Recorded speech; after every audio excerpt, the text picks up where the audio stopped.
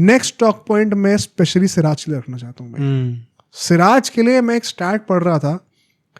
देखो सिराज के भी ना एक वो डायकोटमी है पूरी करियर में, because I can not deny the fact, in fact I remember, किसी को लगता है हम सिराज के सपोर्टर हैं बहुत बड़े, चैंपियंस ट्रॉफी के हमारे पॉडकास्ट उठा के देखो, जब सिराज को ड्रॉप करा गया था तो हमने कहा था कि इट्स जस्टिफाइड। हाँ, अगर रोहित शर्मा ने ड्रॉप करा है जस्टिफाइड, ऐसा नहीं है कि नहीं था या तो उस टाइम पे तो हम नहीं कर रहे थे ब्लाइंडली सपोर्ट कोई जो कोई कह रहा है, तो इस वक्त सपोर्ट करना क्यों बनता है? देखो ये बात तो मैं डिनाई नहीं कर सकता हूँ, when other superstars are in the lineup he does not do that and वो उनके ओवरऑल करियर के नंबर्स में भी झलकता है कहीं ना कहीं। That is something that he must improve, but there is something about him कि जब कोई और नहीं होता ना, ही ऑलवेज स्टैंड्स अप। एक स्टैट में देख रहा था, उससे मैं शुरुआत करना चाहता हूँ। सिराज के डेब्यू से अभी तक सबसे ज़्यादा सेना में विकेट किसने लिए हैं? सिराज ने। बुमराह के 103 है, इसके 102 हैं। ओके भाई साहब, मतलब इंडिया में या फिर हर जगह? नहीं, इंडियन प्लेयर्स की बात कर रहा हूँ मैं। अच्छा, सेना कंट्रीज में जब भी टेस्ट मैचेस खेले हैं सिंस सिराज के डेब्यू, सबसे ज्यादा विकेट किसने लिए हैं? भाई साहब सेकंड पे। हाँ, मैचेस ज्यादा खेले हैं, but because he is fit, वो बात है। मतलब मैंने यही, इसलिए मेरा थोड़ा मैं गुस्सा भी इस बात पे हुआ था, क्योंकि हमारा जो टेलीग्राम ग्रुप चैट है उसमें भी लोग जो बार बार टैग करके मुझे बोल रहे थे, ये बोल रहे थे कि ये देखो वर्क एथिक कोटा पे खेल रहा है सिराज।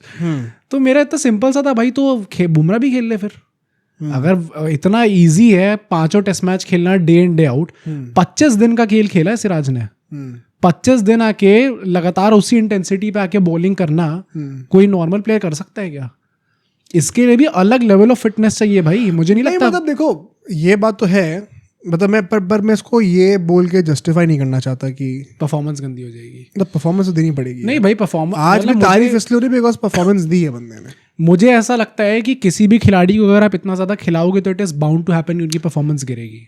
5th टेस्ट मैच तक आते आते ना, पहले टेस्ट मैच में। हाँ ये तो है। नहीं, जो वो पॉइंट है कि जब बाकी प्लेयर्स होते हैं, बुमराह होता है तो प्रॉब्लम होती है, वो तो है ही, मतलब बहुत प्रूवन है, वो प्रूवन है, वो वैलिड पॉइंट है। एंड इनफैक्ट ये बात भी सोचने वाली है कि क्या फ़र्क पड़ता है। देखो इसके पीछे भी टैक्टिकली 1-2 रीजंस हैं, ये मैंने पहले भी कवर करा था।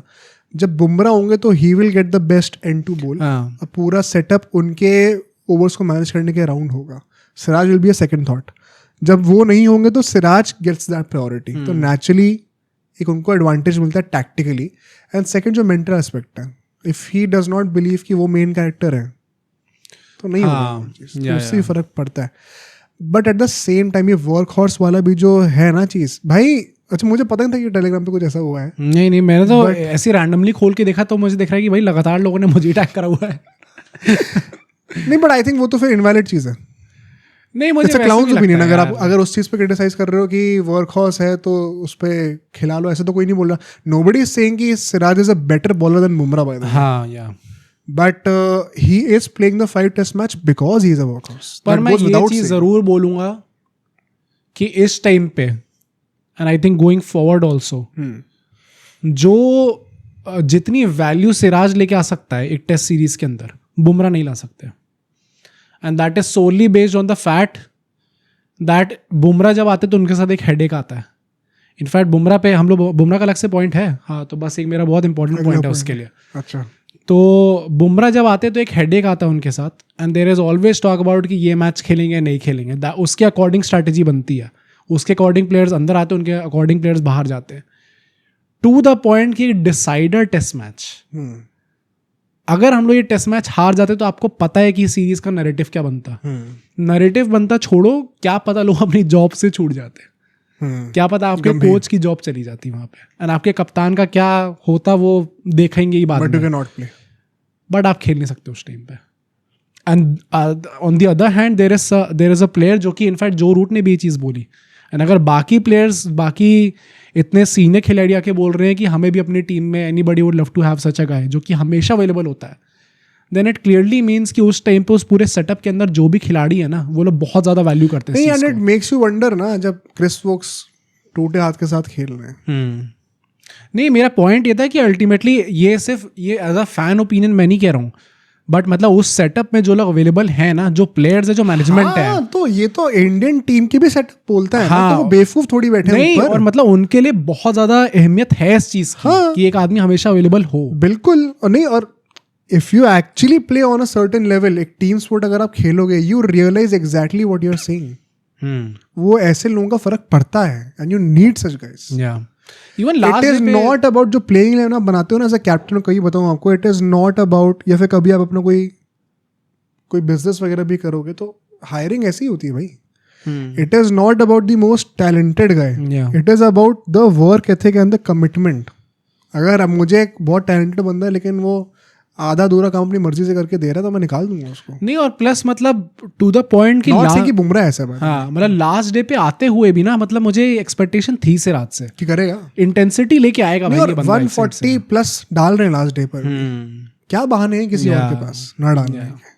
और अगर इंजरी हो रही है तो फिर it is your fault. Plus मतलब हर्षा बोगले ने जो बोला है कि अभी तक तो obviously Siraj was one of the best players obviously, but यहाँ से एक वो क्रिकेट हेरिटेज में जा रहे हैं इस इनिंग्स की वजह से। Do you agree with that? हाँ, क्योंकि ये टेस्ट मैच याद टेस्ट मैच याद रखा जाएगा ना, क्योंकि उसमें इनविटेबली सिराज के वो 9 विकेट आएंगे यार। हाँ, तो एंड फाइनल विकेट भी उन्होंने लिया भाई। वैसे भी देखो आप, जब वो गाबा वाला टेस्ट मैच था वहां पे भी आई थिंक सेकंड इनिंग्स में इनका फाइफर आया था। उसके बाद आप वो लॉर्ड्स वाला देखो 60 ओवर्स ऑफ हेल, वहां पे भी इनका अच्छा प्रदर्शन था। और फिर यहाँ पे आप देखो, यहाँ पे भी इनका अच्छा प्रदर्शन है, एजबैस्टन में भी इनका अच्छा प्रदर्शन था। तो जो एक वो जो मैचेस जो मायने रखते हैं, जिनको बाद में याद रखा जाएगा, उन सब में सिराज का कॉन्ट्रीब्यूशन आया है भाई। Plus never demands for the spotlight और ये बात तो जरूर है भाई, जरूर है ये बात। हमेशा कुछ भी कंडीशन हो, कुछ भी अप्रोच कोई भी बैट्समैन सामने हो, चाहे कॉन्फिडेंस हो या ना हो, मैं रेडी हूँ हमेशा। मतलब वैसा एटीट्यूड लगता है कि मैं टीम के लिए खेलने आऊँ, मुझे जैसे यूज करना करो। हाँ, आई एम एन एसेट। अब आपके ऊपर है कि मुझे कैसे यूज करना, जहाँ यूज करना, जितनी यूज करने कर लो। मैं जब तक सांसें चल रही हैं तो मैं करूँगा। And once again, it is not just about the skill, this attitude matters in a team sport at the top level. वो लोग वहाँ पे बेवकूफ नहीं बैठे जो कि हर टीम के बंदे बोल रहे हैं, सेटअप बोल रहे हैं कि we would love to have a guy like this. आप लोग यहाँ बैठे कुछ ही बोलते रहो। ये सेम चीज गिल के लिए भी हुई थी ना, जब कप्तानी का रिकमेंडेशन आया था हर जगह से, तब लोग क्रिटिसाइज कर रहे थे। तब भी मैंने यही कहा था कि वो लोग बेवकूफ नहीं है वहाँ पे जो बोल रहे हैं, कि राहुल द्रविड़ भी रिकमेंड कर रहा है, आशीष नेहरा भी रिकमेंड कर रहा है, रोहित शर्मा भी रिकमेंड कर रहा है, उन्होंने कुछ सोच समझ कर ही करा है। तो let's trust what they are doing, and जब रिजल्ट आ रहा तो फिर तो कोई सवाल होना भी नहीं चाहिए। अब सोचो अगर ये क्लिप इतनी बढ़िया थी तो पूरा का पूरा पॉडकास्ट कितना बढ़िया होगा। तो अगर आपको इसी क्लिप का पूरा पॉडकास्ट देखना है तो यहाँ पे क्लिक करिए, और अगर आपको ऐसे ही और क्लिप्स बिंज वॉच करनी है तो यहाँ पे क्लिक करिए।